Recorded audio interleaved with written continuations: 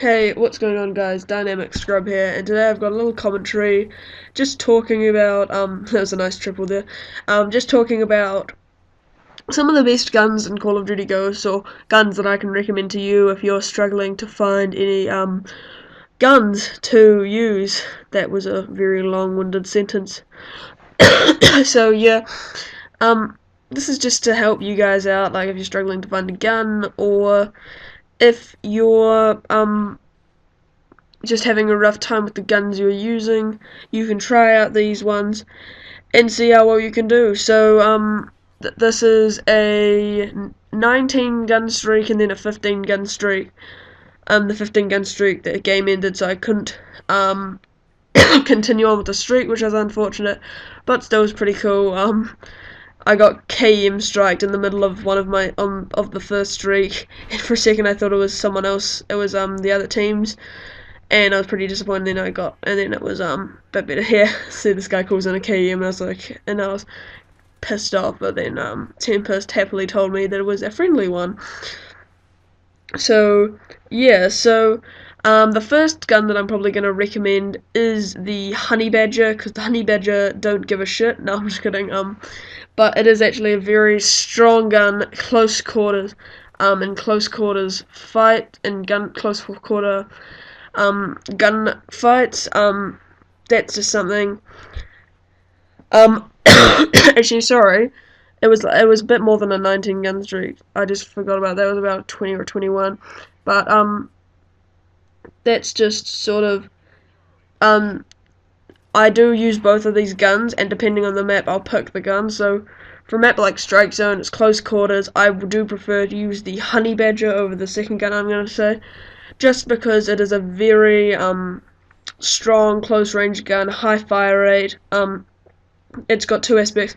It's got pretty reasonable damage, a high fire rate, and it's got a silencer. You'll notice that in these two guns that they both have silencers on them. So it's got a built-in silencer, so I like that third attachment just to sort of help me out. It's a pretty good all-round gun, except for long range. You'll notice that it's about a 5-shot kill sometimes from long range, and but that's why I don't like to use it on maps sort of like Stonehaven. It's just not very strong or anything like that, but so what I prefer to use that with is the foregrip, because the Honey Badger does have medium to moderate, like we'll call it moderate recoil.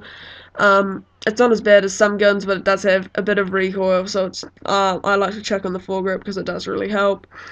And the other one is the extended mags, because from the choices I have left, I've either got a sight or extended mags, or like armor piercing, and I never use armor piercing. I don't really like armor piercing. And what's the other one? And for something like what do you call it? And I think the Honey Badger sights are great. I love using them, and so I don't need to check on any sights. So I just put on a nice little extended mags. It really does just help. And so yeah, I got a bit pinched there, which was a bit annoying, but I think I got something like a 21 or a 20 gun streak, so that was nice. And then the rest is just a 15 gun streak to end off the game. And the second gun I'd like to recommend is the AK-12. These are probably two pretty predictable guns. And yeah, it's got really high damage, which is it's a 3 to 4 shot kill. I think with a silencer, it's got a pretty good headshot multiplier, and I just do really enjoy using the AK-12.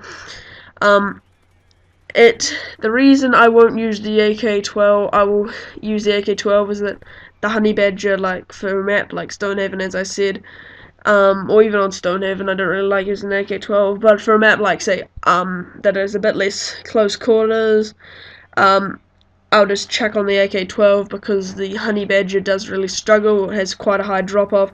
So then I just put on the AK-12, and it works all nice and beautifully. And going with this silencer theme, I always like to have a silencer on there, just keep myself off the map and stuff like that. It does help quite a lot. And I also like to check on a foregrip, because it is. But you could also put on extended mags. I was thinking about trying that out. Haven't yet, but I probably will. And yeah, so those are two guns I'd probably recommend if you wanted something that's on the AR.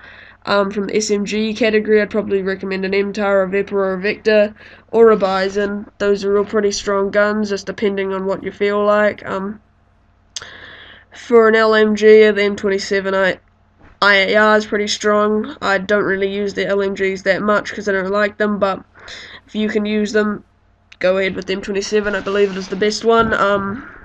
The For a sniper, not really a sniper myself, but that's sort of, they're all got their differences and stuff. And yeah, shotguns, like, oh, I don't really know either. Sorry, I'm not a big shotgun fan.